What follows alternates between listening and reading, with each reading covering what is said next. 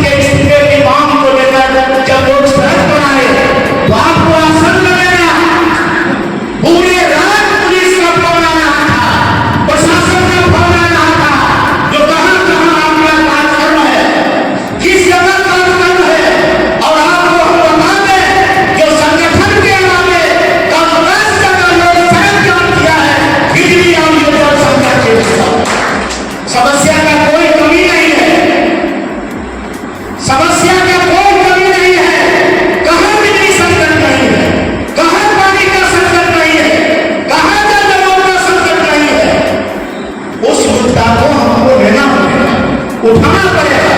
तो हम आपको कहना चाहते हैं, जो मुख्य तौर से 10 तारीख को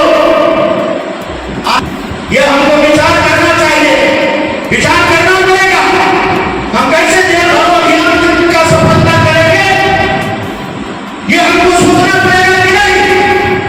हमारी कमजोरी है, उस कमजोरी को हमको दुरुस्त करना पड़ेगा, और उस दुरुस्त करने के साथ साथ 15 दिन अभी हमारा समय है, हमारे पास समय है 15 दिन। इसी 15 दिन में इलेक्ट्रिक 300 यूनिट नहीं है, दरभंगा में 300 यूनिट नहीं है, कभी 200 यूनिट 92 के दशक में था, 300 यूनिट नहीं है।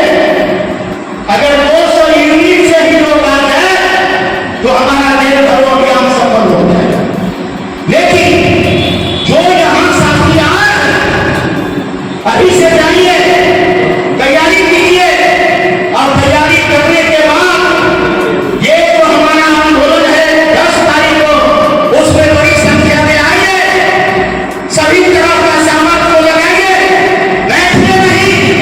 बैठने का समय नहीं है, जबकि लगातार देश के अंदर हमला कर रहा है, किसान पर, मजदूर पर, छात्र पर, नौजवान पर, महिला पर, और खास करके बिहार में सम्राट चौधरी का जो सरकार बना है, लगातार हमला शुरू हो रहा है। तो उस हमला के मुकाबले के लिए हमको भी तैयार होना पड़ेगा, आपको भी तैयार होना पड़ेगा। और इसका तैयारी 10 अगस्त के जो हमारा आंदोलन है, जेल भरो आंदोलन, उसमें अभी से आप अपना सूची तैयार कीजिए और सूची लाइए। गिरफ्तारी का जेल तो सरकार नहीं, दरभंगा जेल नहीं ले जाएगा, लेकिन लहरियासराय थाना जेल बनेगा। उस लहरियासराय थाना को हम लोग भर के बता दें, जो सरकार के नीति के खिलाफ हम साक्षी नगर में जा रहे थे, जो हम कानून को तोड़ेंगे, इस कानून को हम नहीं मानेंगे, और कानून तोड़ने के साथ साथ जेल चलेंगे। इसका तैयारी शुरू कीजिए। इन्हीं बातों के साथ हम अपनी बात खत्म करते हैं। जो साथी इस कन्वेंशन में आए हैं उनको हम धन्यवाद देते हैं, क्रांतिकारी सलाम करते हैं। इन्हीं बातों के साथ हम अपनी बात खत्म करते हैं। जय हिंद, जिंदाबाद।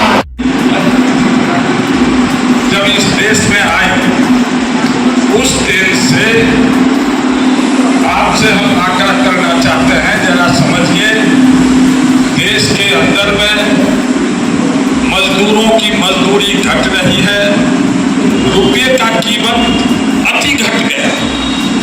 कभी नहीं डॉलर के मुकाबले मात्र अब 4 रुपया बचा। आप समझते हैं कि महंगाई क्यों बढ़ रही है? महंगाई तो रुपये का कीमत घट गया, उसके खरीदने की ताकत घट गई, लोगों का, मजदूरों का तनख्वाह वही का वही है, उसमें 1 रुपया की बढ़ोतरी नहीं बल्कि कमी हो गई है। तो जब आमदनी घटेगा, रुपये का कीमत घटेगा, तो महंगाई बढ़ रही है। महंगाई को ऊपर वाला ने घटा रहा है कि बढ़ा रहा है? साथियों, हम इन बातों को इसलिए कहा कि यह एक समग्र, एक बड़े संकट का स्वरूप देश के अंदर में खड़ा है। हमारा सबसे, जो इस देश में जब आजाद हुआ भारत, तो हमारे पास इतना अनाज नहीं था जो उस वक्त के 40 करोड़ लोगों को खिलाया जा सकता था। अनाज का उत्पादन किसने बढ़ाया? किसानों ने बढ़ाया। एक भाखड़ा नहर का निर्माण हुआ था पंडित नेहरू के समय में, जिसने पंजाब और हरियाणा को पानी दिया, और देश अन्य के मामले में एक मजबूत अवस्था में आया। विदेश से जो जमीन और गेहूं बहुत लोग हैं जो जरूर कंट्रोल से लेते होंगे, उस वक्त में यह आना बंद हो गया। देश अनाज के मामला में स्वाभिमान माने अपने पांव पर खड़ा हो। ये है हमारे देश की अवस्था। आज की अवस्था कहाँ है? खेती हो गया घाटा का सौदा, बड़े भारी पैमाने पर किसानों ने आत्महत्या की है। हजारों में नहीं, लाखों में किसान खेती एक लंबे समय से घाटा का सौदा है। क्या है घाटा का सौदा? बीज का दाम, खाद का दाम, मजदूरी चीज बढ़ गया और दूसरा तरफ जो पैदावार है वो पैदावार की कीमत कर उतने पैसे नहीं मिलते किसानों को और पुष्ट किसान इतना मजबूत आंतरिक ताकत है जो खेत को पड़ता नहीं लगता, कुछ नहीं होता है तो खेसारी भी छीन देता।